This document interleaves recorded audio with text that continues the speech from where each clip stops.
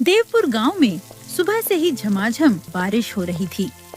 आसमान काले बादलों से घिरा था, ठंडी हवाएं चल रही थीं और कच्ची गलियों में पानी बह रहा था। इसी वजह से लोगों ने घरों से निकलना लगभग बंद कर दिया था। लेकिन उसी तेज बारिश में रघु गांव के चौराहे पर अपना छोटा सा ठेला सजा रहा था। उसने भीगते हुए तिरपाल बांधी, चूल्हा जलाया और मिट्टी की हांडी में मसालेदार मटन पकाने लगा।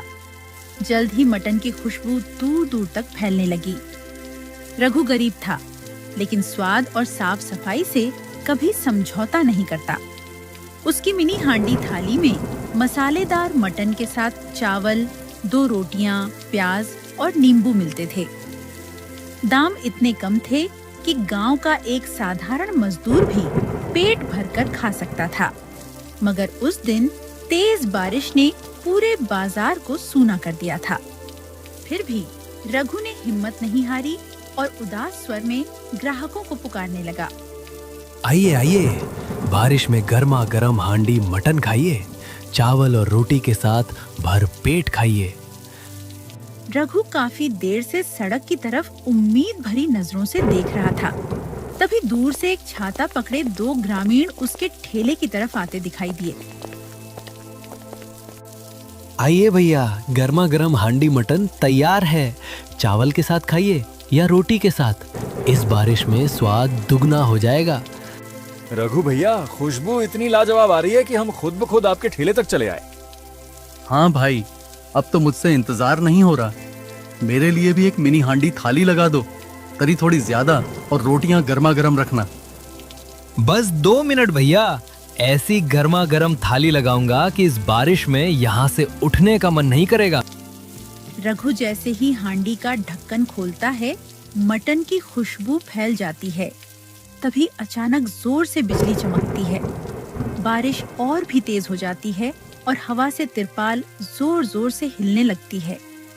अरे भाई, बारिश तो और तेज हो गई। यहाँ खड़े होकर खाना मुश्किल है, चलो यहाँ से।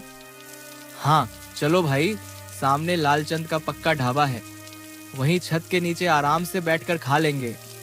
अरे भैया रुकिए तो, मैं तिरपाल के नीचे 2 स्टूल लगा देता हूँ, आप आराम से बैठकर खा लेना। लेकिन दोनों ग्राहक रघु की बात अनसुनी करके सामने बने लालचंद के पक्के ढाबे की ओर चले गए। ढाबे के दरवाजे पर खड़ा लालचंद मुस्कुराते हुए रघु को देखता है। देख लिया रघु, सिर्फ हांडी की खुशबू से दुकान नहीं चलती, ग्राहकों के सिर पर छत भी होनी चाहिए। आज मेरे पास छत नहीं है लालचंद भाई, लेकिन मेहनत करने के लिए 2 मजबूत हाथ जरूर है। देखना, एक दिन मेरा भी वक्त बदलेगा।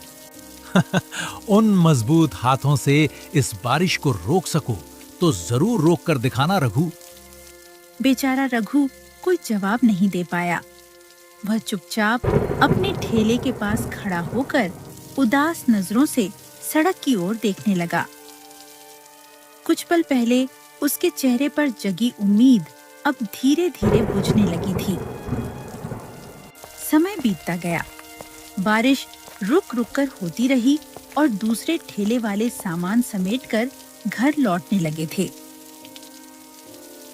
लेकिन शाम तक रघु की एक भी थाली नहीं बिकी थी। अरे रघु भाई, अब तू भी घर चला जा, ऐसे मौसम में ग्राहक नहीं आने वाले। आज का मटन उधार लेकर आया हूँ भाई, सोच रहा हूँ थोड़ी देर और रुक जाऊं, शायद कोई एक ग्राहक ही आ जाए। सामने लालचंद का ढाबा है, ग्राहक आएगा भी तो छत देखकर वहीं चला जाएगा। बेकार में खुद को बीमार मत कर। पूरा चौराहा खाली हो चुका था। रघु भी सामान समेटने ही वाला था कि तभी एक बूढ़ा व्यक्ति टूटा सा छाता लिए थकी हुई चाल में उसके पास आया। बेटा, कुछ खाने को मिल जाएगा? क्यों नहीं काका, आइए तिरपाल के नीचे बैठ जाइए। लेकिन मेरे पास पैसे नहीं हैं। बारिश के कारण आज मजदूरी भी नहीं मिली। पैसे नहीं है तो क्या हुआ काका, आप बैठिए।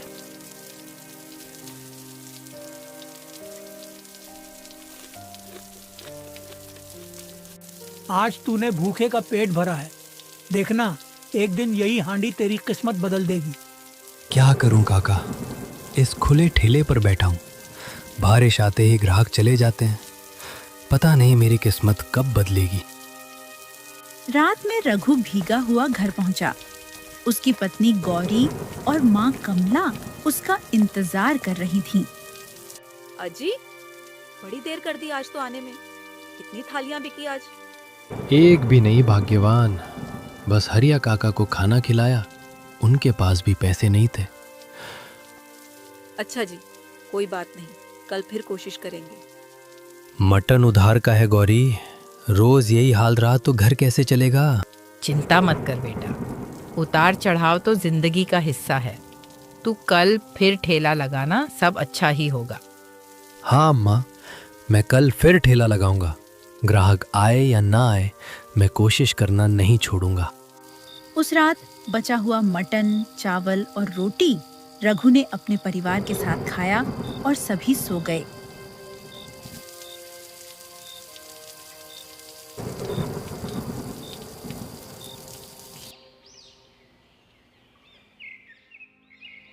अगली सुबह बारिश कुछ हल्की थी। रघु ने फिर चौराहे पर ठेला लगा लिया।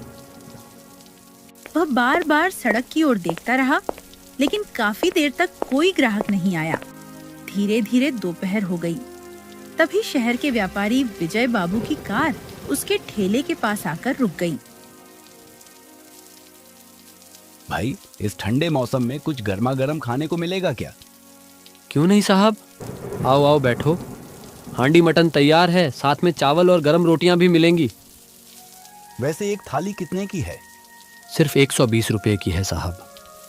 अरे, 120 रुपये में मटन, चावल और रोटियां, इतना सब? ठीक है, एक थाली लगा दो। रघु गर्मा गर्म थाली लगाकर विजय बाबू को देता है। पहला निवाला खाते ही विजय बाबू हैरानी से उसकी ओर देखने लगते हैं। क्या हुआ साहब, मसाला ज्यादा हो गया क्या? नहीं नहीं भाई, स्वाद तो कमाल का है। इतना नरम और स्वादिष्ट मटन कैसे बना लेते हो? ऐसा मटन तो शहर के बड़े रेस्टोरेंट में भी नहीं मिलता। धीमी आंच और थोड़ा धैर्य साहब, जल्दी में पकाया मटन कभी अच्छा नहीं बनता। अच्छा, बहुत बढ़िया, एक थाली घर के लिए भी पैक कर दो। रघु ने थाली पैक करके दे दी। दोनों थालियों के कुल 240 रुपये हुए। विजय बाबू जल्दी में पैसे देकर कार में बैठ गए। रघु ने पैसे गिने तो वो 3000 रुपये थे। रघु तुरंत गाड़ी के पीछे दौड़ पड़ता है। अरे साहब जी रुकिए तो, रुकिए, जरा गाड़ी रोकिए। रघु दौड़कर गाड़ी रुकवाता है और अतिरिक्त पैसे विजय बाबू को लौटा देता है। तुम चाहते तो ये पैसे चुपचाप अपने पास रख सकते थे। साहब, कमाई भले ना हो, लेकिन मैं बेईमानी नहीं कर सकता। अच्छा, क्या नाम है तुम्हारा? जी, रघु नाम है साहब जी। रघु, तुम्हारी ईमानदारी मुझे याद रहेगी।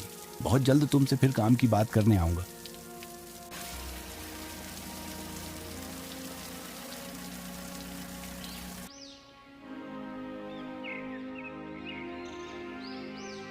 तीन दिन बाद विजय बाबू दोबारा रघु के ठेले पर आए। कल मेरे छोटे भाई की शादी है। शहर का रसोइया बारिश में फंस गया। क्या तुम 100 लोगों के लिए हांडी मटन और चावल बना सकते हो? क्या 100 लोगों के लिए? मैंने इतना बड़ा काम पहले कभी नहीं किया साहब जी। देख रघु, स्वाद तुम्हारे हाथों में है। सामान का खर्च मैं दूंगा। बस बताओ, अपने हुनर पर भरोसा है? कर पाओगे? रघु कुछ पल सोचता है। जी साहब जी, मैं समय पर आपको खाना पहुंचा दूंगा। अच्छा ठीक है, कल शाम 5 बजे तक खाना तैयार होना चाहिए। विजय बाबू उसे एडवांस देकर चले जाते हैं। सामने ढाबे पर खड़ा लालचंद पूरी बात सुन लेता है। कल तक एक ग्राहक के लिए तरस रहा था और आज 100 लोगों का ऑर्डर मिल गया। अगर ये काम पूरा हो गया तो पूरे गांव में इसी का नाम होगा। मुझे कुछ करना पड़ेगा। रात में रघु का परिवार घर पर तैयारी कर रहा था। गौरी मसाला तैयार कर रही थी और कमला प्याज काट रही थी। रघु और उसका परिवार ऑर्डर की जरूरी तैयारी पूरी करके सो गए। रात का दूसरा पहर था। तभी लालचंद का नौकर कालू चुपके से रघु के घर पहुंचा। उसने पहले ठेले की तिरपाल काटी, फिर ढकी हुई सूखी लकड़ियों को बारिश में खुला छोड़ दिया।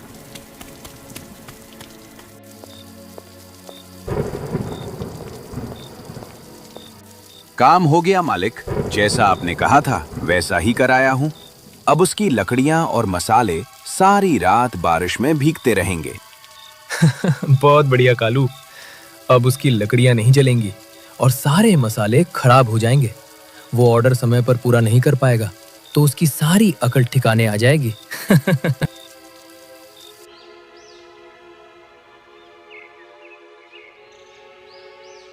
बारिश अगले दिन भी जारी थी। अगली सुबह रघु अपने परिवार के साथ उठकर देखा तो तिरपाल कटी हुई थी और सारी सूखी लकड़ियां बारिश में भीग चुकी थीं। हे भगवान, ये सब किसने किया? ये तिरपाल हवा से तो नहीं फटी लग रही। जरूर किसी ने जानबूझकर काटी है। हाँ अम्मा, ऐसा ही लगता है। लेकिन शाम 5 बजे तक खाना भी पहुंचाना है। अभी दोषी को ढूंढने में समय नहीं गवा सकते। तभी लालचंद का नौकर कालू वहां पहुंचा और अनजान बनने का नाटक करता है। अरे रघु भैया, ये सब कैसे हो गया? सारी लकड़ियां तो भीग गईं। पता नहीं कालू भाई, रात को किसी ने तिरपाल काट दी। अब इन लकड़ियों से चूल्हा जलना मुश्किल है। मेरी मानो तो विजय बाबू को मना कर दो। नहीं कालू, मैंने वादा किया है, ऑर्डर समय पर जरूर पहुंचेगा। कालू वहां से चला गया। मैं आसपास के घरों से सूखी लकड़ियां मांग कर लाता हूँ। तुम दोनों यहाँ मसाले और मटन तैयार रखो। रघु जल्दी से सूखी लकड़ियां खोजने निकल गया। रघु कई घरों में गया, लेकिन लगातार बारिश के कारण किसी के पास ज्यादा सूखी लकड़ी नहीं थी। आखिर वह हरिया काका के घर पहुंचा। काका, क्या आपके पास थोड़ी सूखी लकड़ी होगी? शाम तक 100 लोगों का खाना तैयार करना है। लकड़ी तो है बेटा, लेकिन पहले ये बता, तेरे ठेले की तिरपाल किसने काटी? पता नहीं काका, किसी ने रात में लकड़ियां भी बारिश में खुली छोड़ दी। अच्छा बेटा, अभी ये उपले और सूखी लकड़ियां ले जाओ और अपना ऑर्डर पूरा करो। कल मेरे पास आना, तब तुम्हें रात की एक जरूरी बात बताऊंगा। रघु लकड़ियां लेकर घर वापस पहुंचा। गौरी और कमला ने तब तक प्याज, मसाले और मटन तैयार कर लिया था। लकड़ियां मिल गईं क्या जी? हाँ भाग्यवान, हरिया काका ने दी है। जल्दी चूल्हा जलाओ, हमारे पास समय बहुत कम है। तीनों लगातार काम करते रहे। कुछ देर बाद घर के आंगन में मसालेदार मटन की खुशबू फैलने लगी। आखिरकार मटन, चावल और रोटियां तैयार हो गईं। रघु ने खाना बड़ी हांडियों में भरा और अपने दोस्त की बैलगाड़ी पर रखकर विजय बाबू के घर की ओर चल पड़ा। शाम के 5 बजने में कुछ ही मिनट बाकी थे। रघु बारिश में जैसे तैसे करके 5 बजे तक विजय बाबू के घर पहुंच गया। रघु, मुझे लगा था इतनी बारिश में तुम समय पर नहीं पहुंच पाओगे। मुश्किलें बहुत सारी आई थी साहब, लेकिन आपसे किया वादा मैं कैसे तोड़ देता। मेहमानों को मटन, चावल और रोटियां परोसी गईं। उनको रघु के मटन चावल बहुत पसंद आते हैं। रघु, आज तुमने मेरा भरोसा जीत लिया। अब से मेरी अनाज मंडी के लिए हर सप्ताह 30 थालियां तैयार करना। धन्यवाद साहब जी, मेरी मेहनत को समझने के लिए। मैं आपको शिकायत का मौका नहीं दूंगा।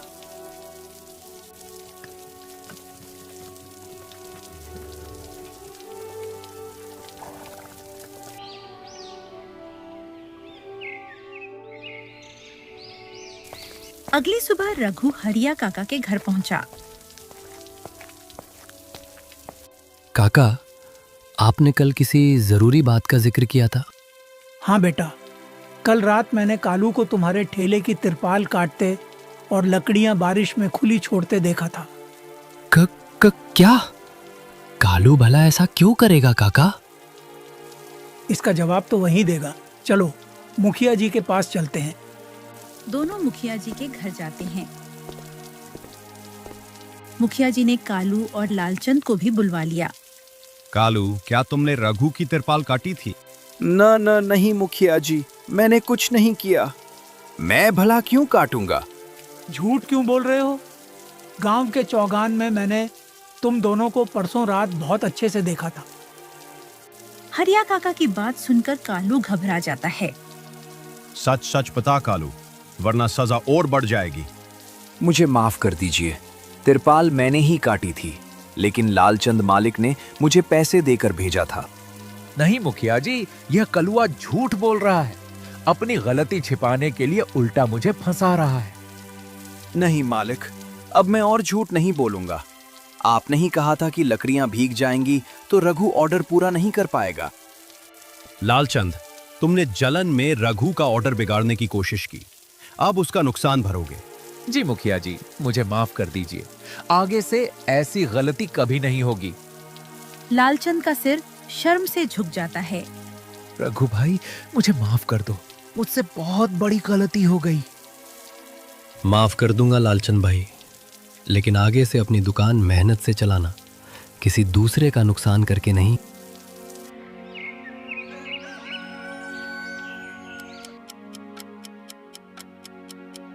कुछ ही सप्ताह में विजय बाबू से मिलने वाले नियमित ऑर्डर के कारण रघु की कमाई बढ़ने लगी। उसने चौराहे पर एक छोटी सी दुकान बनवाई और ग्राहकों के बैठने के लिए 2 बेंच लगवा दी। दुकान के सामने नया बोर्ड लगाया, रघु मिनी हांडी मटन। जिस बारिश ने कभी रघु की रोजी रोक दी थी, उसी बारिश ने उसकी मेहनत और ईमानदारी को सबके सामने ला दिया। आखिरकार उसकी मेहनत रंग लाई और उसकी किस्मत बदल गई।